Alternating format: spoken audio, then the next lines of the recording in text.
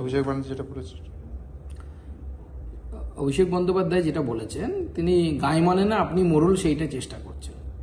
এটা ফর্ম্যালিটি যে কোনো জায়গায় যখন কোনো একজনের নাম আসবে সেক্ষেত্রে যেহেতু তৃতীয় ব্যক্তি বলছে তো সেইভাবে জনৈকই লেখে এবং সবাই বুঝতে পারছে যে এই অভিষেক বন্দ্যোপাধ্যায়ের যে নামটা এসে সেই বন্দ্যোপাধ্যায়টা কে।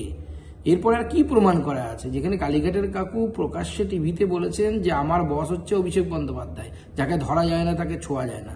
বিন্দুমাত্র লজ্জা থাকলে তিনি এই মুহূর্তে যে বলেছিলেন যে গলায় দড়ি দেবেন নাকি তিনি নিজের, সেই দেওয়ার তো সাহস নেই। কমসে কম কচু গাছে গলায় দড়ি দেওয়ার আবার ট্রাই করতে পারতেন। অভিষেক ব্যানার্জি যেটা বলেছে,